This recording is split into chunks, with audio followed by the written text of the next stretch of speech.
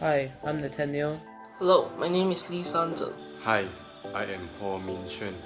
Today we'll talk about renewable energy. And the following topics. First off, what is renewable energy?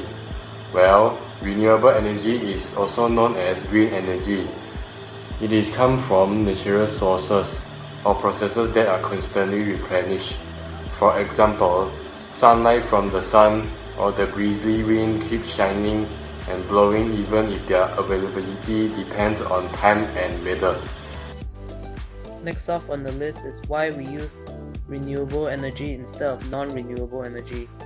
This is because non-renewable energy resources like coal, nuclear, oil and natural gas are available in limited supplies. Other than that, the usage of non-renewable energy causes pollution, whereas renewable resources are replenished naturally and brings lesser harm to the environment. Next, we'll explain the components and working principle of a hydroelectrical plant. In this slide, it shows the components and how they function.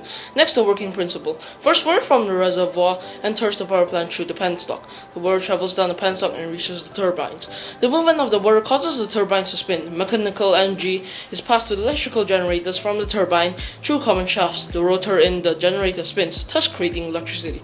The electricity is then passed to a transformer and then distributed to the public. Finally, the water travels through the tail race to exit the power plant, finally ending up in the afterbay. Hydropower gained much momentum, particularly in Asia and South America in the 21st century. Around 500 gigawatts of hydropower was added worldwide between 2000 and 2017. That is an average of 27.7 gigawatts per year. China now has 341 gigawatts of hydropower, accounting for more than half the world's capacity. Fun fact, do you know how much 1308 gigawatt is? Imagine this, a standard light bulb uses 60 watts. 1308 gigawatts can light up 21.8 billion standard light bulbs. Hydropower capacity increased by almost 4 gigawatts within 6 years in Malaysia from 2010 to 2016. Since the year 2000, roughly 5 hydropower plants have been commissioned in Malaysia.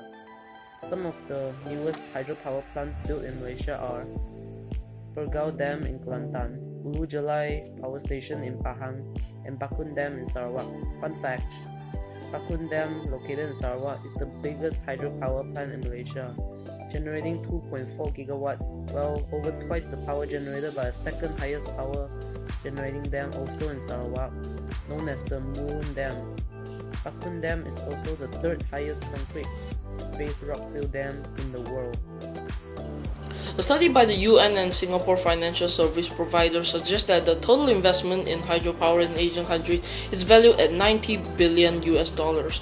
The Laotian Ministry of Energy and Mines estimated that the country has a calculated hydropower potential of 18 gigawatts, excluding the mainstream of Mekong. The Master Plan on the Asian Connectivity 2025 projects that Myanmar's potential hydropower capacity is 108 gigawatts. These are the advantages of hydropower. The competitive advantage of hydropower over fossil fuel is that its carbon footprint is small, almost zero. As seen in the graph, the carbon intensity of electric generation of hydropower is lowest. Meanwhile, the carbon intensity of electric generation of coal is the highest. Big rivers that meet steep gorges have an increase of electricity generated, especially in Laos and Myanmar, which are a treasure trove for hydropower potential, all thanks to their unique geography.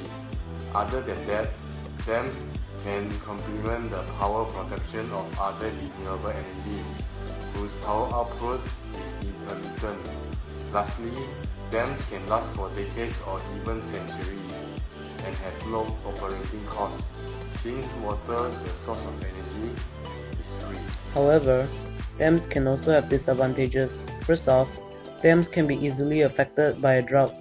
Drought will then lead to these problems such as increased outage, reduction in generation efficiency, shortage of cooling water, higher mean water temperature, increased evaporation from water surface. Because of a combination of lack of rainfall from 2019 and a poor start of the monsoon in 2020, a long-lasting drought negatively affected parts of Southeast Asia, mainly Vietnam, Laos, Thailand, Myanmar, and Cambodia, reducing the amount of power generated by the hydropower plant. Another disadvantage of these hydroelectric dams are the flood risk. There are many factors that cause this. These factors include substandard construction materials or techniques, spillway design error, lowering of dam crest height which reduce spillway flow, geological instability caused by changes to water levels during filling or pore surveying, sliding off a mountain into reservoir, poor maintenance especially of outlet pipes, extreme inflow, human computer or design error, internal erosion or piping especially in earthen dams or earthquakes. Hydroelectric dams also bring impacts to the environment. One of the impacts are the reduction in fishing yields. First off, the dam can cut off the river and lead to fish being unable to reach their breeding ground, obstructing their migration. As a result, breeding of fishes will be hindered. This issue is especially important in Asia because of the dams that are constructed in the Mekong River for hydropower. Next, fish stocks of Mekong are expected to fall by up to almost 40% as a result of hydropower projects. Due to the impact on the environment by hydropower from the previous discussion, there are some impacts caused by them also has an impact on the social life of the citizens nearby. The Mekong is so important for many Asian countries, however, the hydropower dams on the river are damaging fish stocks and eroding soil fertility. This will in turn cause the banks of river and canals to erode, sending homes, crops, and infrastructure into the water. Fishing and agriculture will be negatively affected, causing the community that relies on this industry to decline. Dams also contribute to the sinking of deltas, forcing households to resettle.